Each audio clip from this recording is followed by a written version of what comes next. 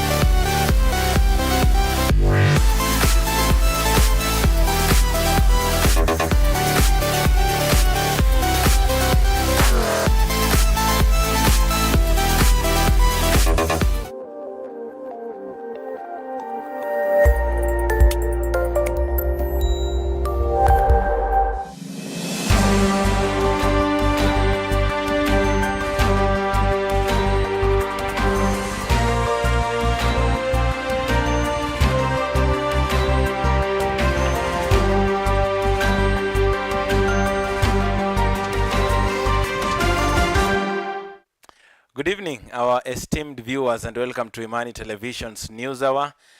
We appreciate so much and each and every one of you tuning in from different locations. We hope your day has been delightful and blessed. Today being the 2nd of April 2024. We have a comprehensive lineup for you in this bulletin covering various aspects of the country and leadership as well as government departments. But before we dive in, let's get our top stories tonight.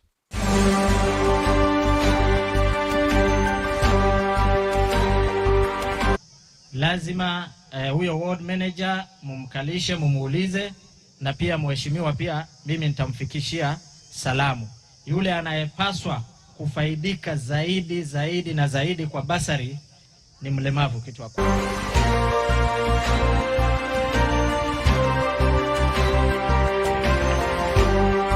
Imebadilisha watoto, nimewapeleka shule.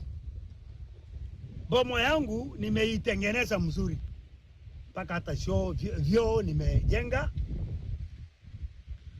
Naye kwa upande wa hizo pesa nilitumia kununulia ingine mbuzi, nikanunua ngamia. Family naye wanakaa mzuri.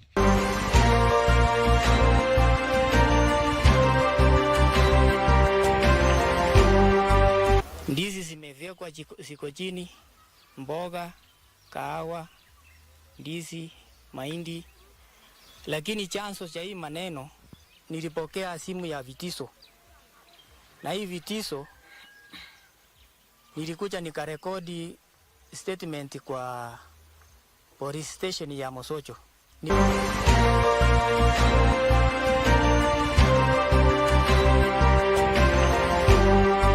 have quite a number of teams participating, but they are based on the various areas of challenges or disabilities. We have the visually impaired, we have a slot for them. They participate in all the disciplines, but in this case just athletics.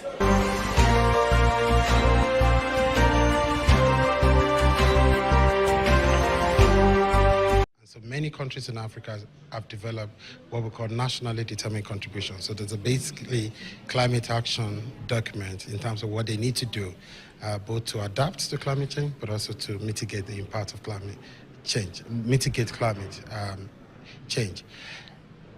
It costs money, and it costs a lot of money. So for Kenya, we need $64 billion between 2020 and 2030.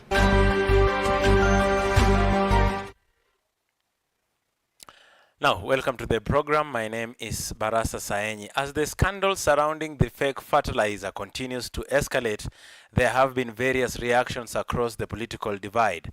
Some leaders are calling for the resignation of Cabinet Secretary Mithika Linturi. The Democratic Alliance Party, DAP Kenya leader Eugene Wamalwa has urged the Cabinet Secretary to take full responsibility for the fake fertilizer that has shocked the nation. Wamalwa and other leaders have accused the Kenyan government of making false promises to its citizens and have called on the president to take action against those responsible. Kama kweli tunapeana mawe, mchanga kwa wakulima wa Kenya, hii Kenya haki ya Mungu imekwisha. Sababu hatuwezi maliza njaa Kenya bila mbegu na bila mbolea bora. So leo nikija nyumbani, we are here to demand ya kwamba ingekuwa kule ng'ambo, huyo waziri wa kilimo hangekuwa bado ni waziri katika serikali yoyote. Yeye hawezi sema ati hana habari. Bwana Linturi anasema ati hakuna mbolea fake, na polisi wa Kenya wameshika hii mbolea. PS wake mwenyewe amesema iko mbolea fake. Sasa PS anasema haya, waziri anasema yale.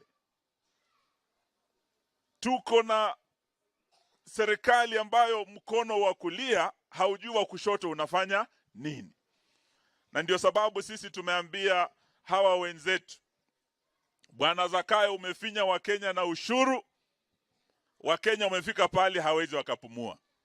Sasa umeanza kando na ushuru kuwafinya na mawe kwa mifuko ambayo unaita ni mbolea. Wanasema ukistajabu, na wakati mnauliza serikali ya Kenya Kwanza wawape mbegu, wawape mbolea. Wamekuwa kama yule mzazi, mtoto ameomba mkate na anampa nini? Mawe.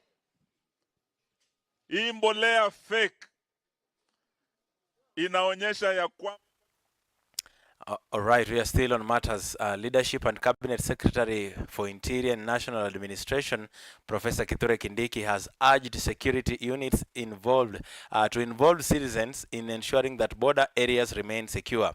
Speaking at the official opening of the National Border Management Conference to discuss strategies for improving services and enhancing trade in border areas, the Cabinet Secretary Kindiki stated that the government has invested in technology to ensure border protection from adversaries, some of whom direct their efforts online. He also emphasized that future border control and management will be driven by digital technology, data, and artificial intelligence.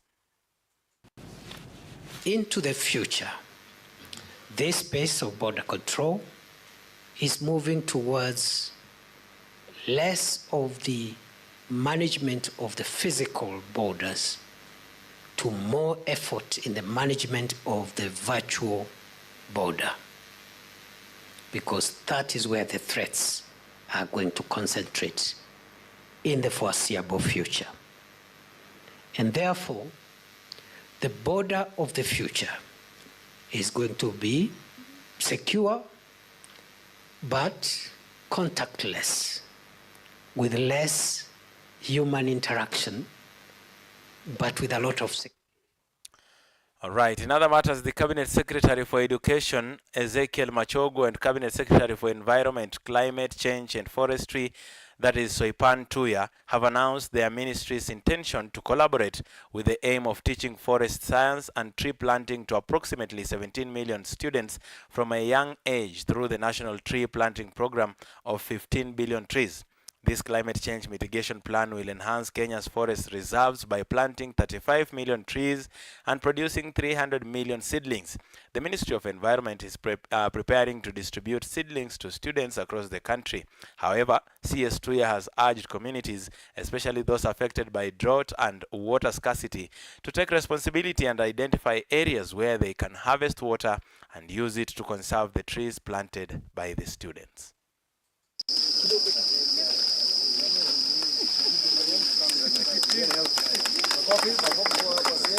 The two ministries will enhance their collaboration in tree growing by: 1, Ministry of Environment, Climate Change and Forestry will ensure timely production and provision of 15,000 kilograms of tree seeds annually to enable the Ministry of Education meet its seedlings production target of 300 million. Everybody has a place to play in this strategy. We have to think about the protection of each and every single tree that everybody sets out to plant. And protection in the form of fencing of the areas that anyone is going out to do the tree planting. We have to have a water strategy.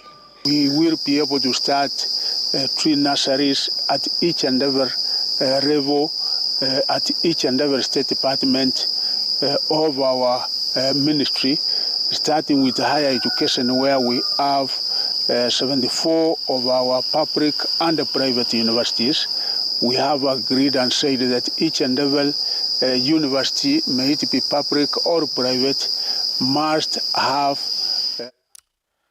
All right. Now, those eyeing for the position of Chief Administrative Secretary, or the CAS, will be forced. I'll take that again. Now, those vying for the position of Chief Administrative Secretary will be forced to wait longer as the National Assembly shelved the National Government Administrative Amendment Bill that sought to legalize the positions and entrench the offices in law. The deferral of the bill was requested by Majority Leader in the National Assembly, Kimani Ichung'wah, for what he termed as to give room for wider consultations. Let's listen in. The next on the order paper was to be the National Government Administration Laws Amendment Bill, National Assembly number 73 of 2023 by the Leader of Majority. Again, the Leader of Majority has requested the Speaker to step it down, and it has been assented to. The National Government Amendments Administration Laws Amendment Bill 2023 is properly before the House. We are being invited in broad daylight to establish an office through an act of parliament. The executive office consists of the president, the deputy president, and the cabinet secretary. And then the accounting officer becomes the permanent or principal secretary. The question all of us are begging to ask, where does the chief administrative secretary fall in the architecture of the executive? If you go to Article 132(4)(a) of the Constitution on the functions of the President, except as otherwise provided for in this Constitution, may establish an office. Right. Now, the Female Teachers Union, Kewota, has issued a call to the government to increase the allocation designated for schools catering for students with special needs in order to enable them to provide appropriate services for these disabled students. Speaking during a competition event organized in Kisumu County, those teachers also urged the Teacher Service Commission to promote those who teach in schools for disabled students as one way of motivating them. Let's listen in.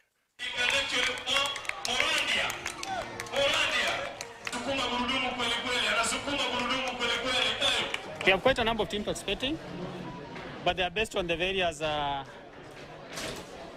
areas of challenges or disabilities. We have the visually impaired, we have a slot for them, the perspective of all the disciplines, but in this case just athletics. And we congratulate the role that teachers are playing and wish all the players all the best. We want the teachers who are taking care of these special needs students to be considered for a promotion just because they have qualified to take care of these special needs children. But this opportunity that is provided by the government of Kenya to support these learners and give them opportunity to participate in sports is a great opportunity because it triggers their potential. We have the responsibility, we have the commitment as Kisumu County to bring our learners together, discover the talent that is in them. Now, moving forward, clinical officers nationwide have commenced their strike as medical services remain disrupted due to the ongoing doctors' strike. Now it's 20th day. The strike began after the 7th day notice period was complete, but unfortunately the strike has now affected essential medical services, which has now forced patients to seek care at private hospitals. Let's watch this news. Tunasema Kisumu County wamejaribu kututumia vitisho, and sisi kama daktari tunasema there is nothing to fear but fear itself. Mahali ambapo tumefika, tumekuwa stripped of our dignity, tumekuwa stripped of all the profession's dignity, and what we are saying is ni sawa wanaweza tuma vitisho, lakini msimamo wetu ni ule ule. Tutaendelea na mgomo mpaka ile CBA ya 2017 ambao tuliafikiana those 7 years ago itimizwe kwa kikamilifu. Na kwa hivyo leo Kisumu County tutakuwa na a peaceful procession, a peaceful protest. This itakuwa ni in solidarity na madaktari wetu ambao pia wako pale Nairobi. Na watu wengi wanatuuliza kwa nini tutasimamisha mgomo wakati gani? It will take as long as it takes serikali kuamka. Na tunaambia waziri na Kumicha ya kuwa sio lazima watuonyeshe kuwa hao ndo wako kwa uongozi na kutuonyesha madharau just to prove a point. Ile mambo ambayo imeafikiwa katika CBA 2017 is legally binding. Hakuna haja ya kwenda kwa mkutano ya mazishi kuanza kuaddress madaktari. And yet mkutano ambaye tuko nayo kwa ofisi huko juu hawataki kukuja kusuluhisha mambo ambayo tuko nayo. So we are not attending those funerals. In fact, kazi ya daktari ni prevent those funerals. Lakini kama inamfurahisha wakati kuna funerals ambapo ataenda kuongea mambo ya madaktari. We are saying this strike will only end wakati serikali itaamka na itasema iko CBA 2017 correct, imetimizwa. Hapana, situanze kutimiza leo. Now, listen to this following story. The Tana River Women Representative Amina Dika has criticized the government over the allocation of the National Government Affirmative Action Funds, terming it as unfair to some counties like Tana River and Lamu.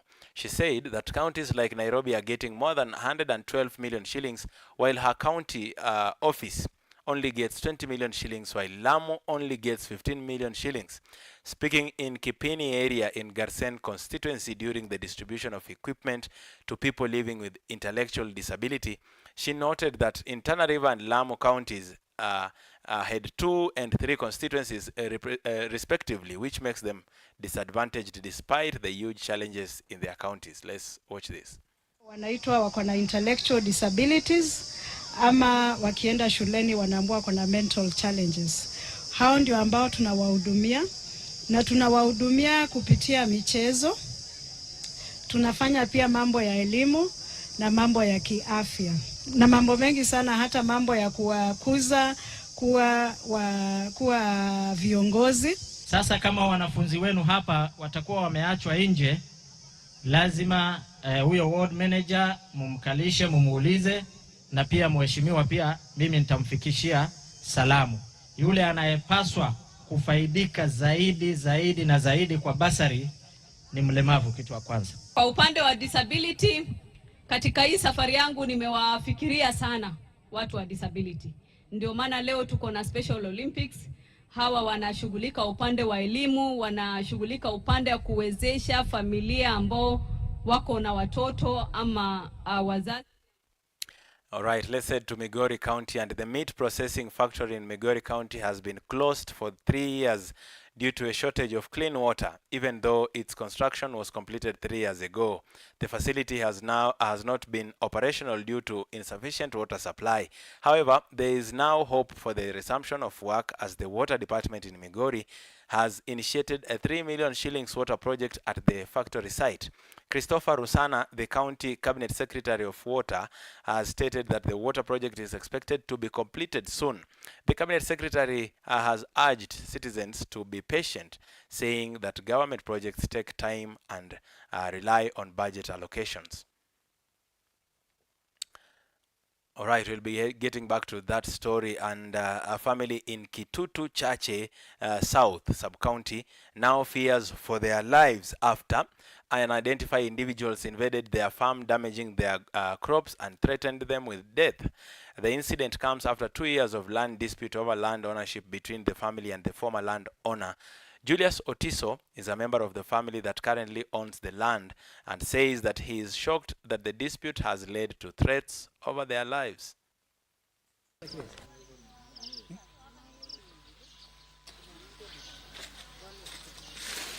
Ndizi zimewekwa ziko chini, mboga, kahawa, ndizi, mahindi. Lakini chanzo cha hii maneno, nilipokea simu ya vitisho. Na hii vitisho nilikuja nikarekodi statement kwa police station ya Mosocho.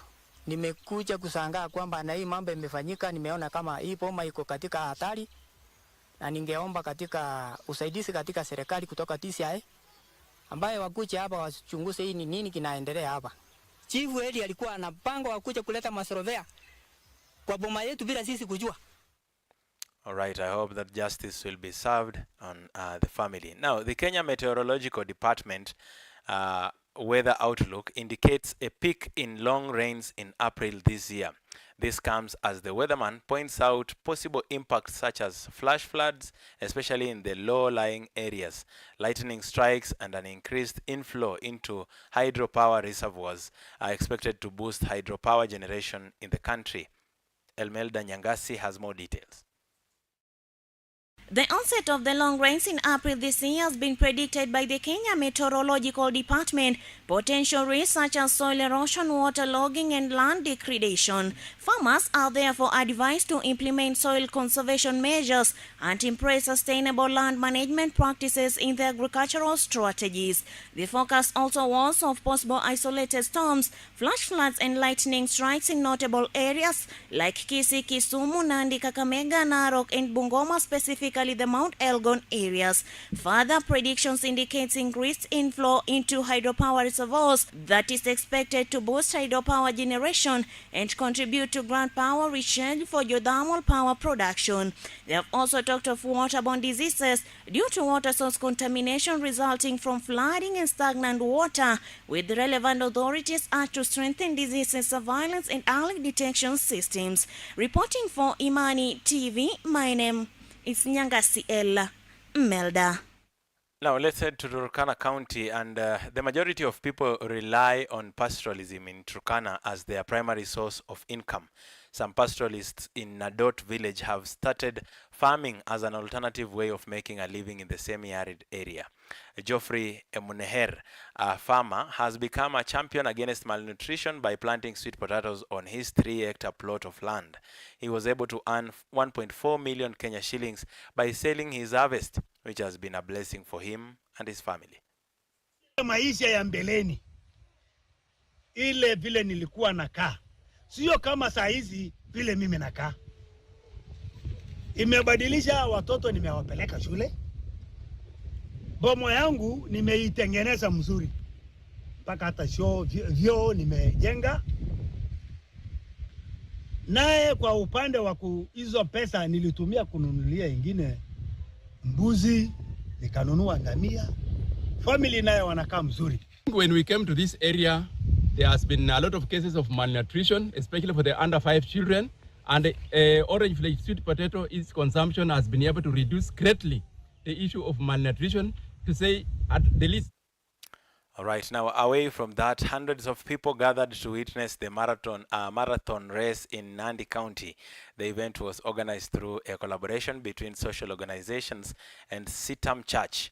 Among the attendees was the chairperson of the Anti-Corruption Commission, Bishop David Oginde, who advised the athletes present to avoid drug abuse and the use of performance-enhancing substances. Janet Namalwa has more details. 100 of athletics from different regions participated in the Kapsabet Half Marathon, which was organized by Sitam Church Kapsabet. The race started in Nandi Hills town and ended in Kapsabet town, testing the athletics with Raj Mountainous Road. After facing stiff competition from experienced athletes, Amos Kiplagat and Marion Kibori emerged as the winners.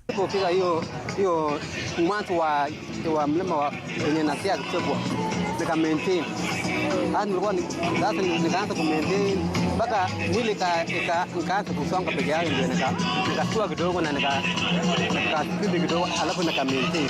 Ya leo haikuwa rahisi because ilikuwa kosumpia kutoka Nandi ilisikukuja, ni mamilima ni mingi. Tunasema imekuwa mzuri kwa wakimbiaji, tunafurahia sana kwa sababu kuna wakimbiaji wale ambao hawajakuwa exposure kwenda ng'ambo, na hapa inatusaidia mtu kuchikechi na kujiuza. The race lasted for hours, with some athletics facing challenges such as drug abuse and muscle fatigues. For us, this is significant because Nandi County is the home of champions, and sports being an important sector within the tourism ecosystem, being a niche area, we want sports to grow. So being in the source of champion and having this as an iconic athletic event in where the talent resides, where world champions are born, I think it only makes sense to have such an event here. Speaking in Kapsabet town after the completion of the race, the chairman of the Ethic and Anti-Corruption Commissioner, Bishop David Oginde, urged young people to refrain from using illicit drugs in order to safeguard their future in athletics. This is one way of encouraging talent and building young people so that they are not involved in other things that would be detrimental to their future. This is a good way of establishing their roots so that they can be part of what is happening in the world of sport. Reporting from Imani TV, Nandi County, I'm Janet Namalwa. All right, thank you so much, Janet, for that story. Now, Kenya will need up to $6.7 billion yearly to effectively deal with the fallout from the climate change, even as the African continent faces a $100 billion annual shortage. As climate change funding under various UN frameworks continue to be hard to come by, various African financial institutions and lenders say that they are ready to stand in the gap to ensure African resilience. So many countries in Africa have developed what we call nationally determined contributions. So there's a basically climate action document in terms of what they need to do, both to adapt to climate change, but also to mitigate the impact of climate change, mitigate climate change. It costs money, and it costs a lot of money. So for Kenya, we need $64 billion between 2020 and 2030. In Africa, we need close to $2.7 trillion. So it's a lot of money. So let's narrow down to Kenya. Kenya needs, over 10 years, on average, $6 to $7 billion every year to be able to respond to climate change. What we are currently receiving, both domestically and internationally, is nothing compared to what the needs are. And that is where the challenge has been. And that's why we need to expand the instrument. We need to expand the opportunities and the different windows that can help us move finance from where it is most abundant to where it is most needed. And so this topic on carbon markets and nature markets. All right. Now, the news about climate change marks the end of our news bulletin this evening. I encourage you to keep watching Imani Television. This is the #1 TV station that builds our faith in Jesus Christ.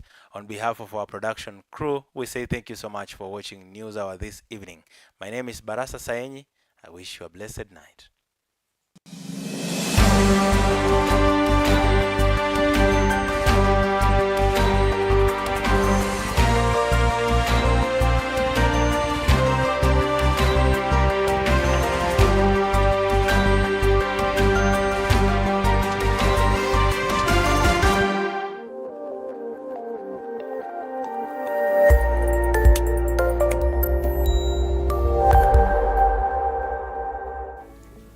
Welcome to Imani Digital Learning Center, where endless possibilities await.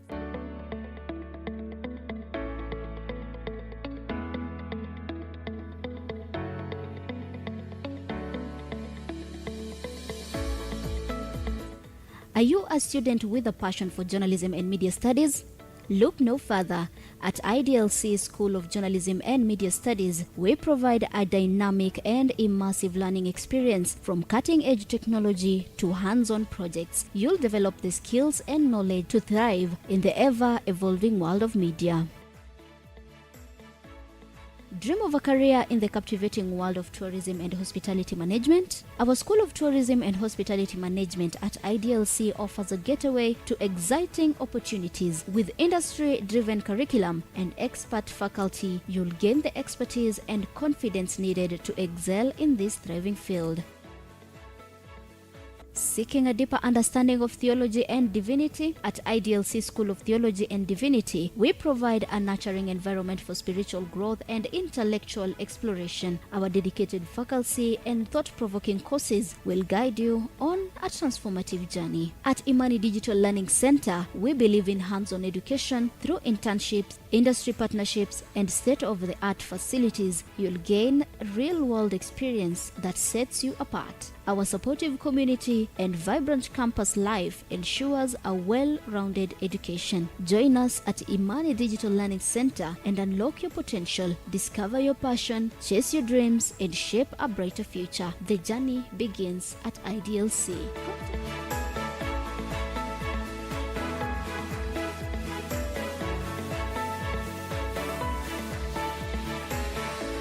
Contact us today to embark on your educational adventure at Imani Digital Learning Center. Together, let's create a path to success. You can find us nestled in the heart of Kitale at our convenient location within Imani Radio, just across from St. Joseph's Boys High School. To get in touch with us, simply reach to us at 0741 978 177, 0741 978 177, or 0742 951 379.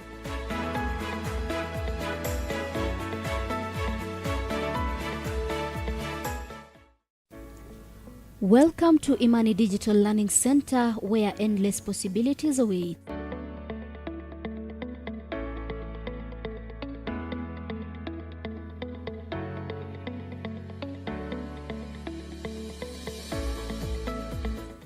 Are you a student with a passion for journalism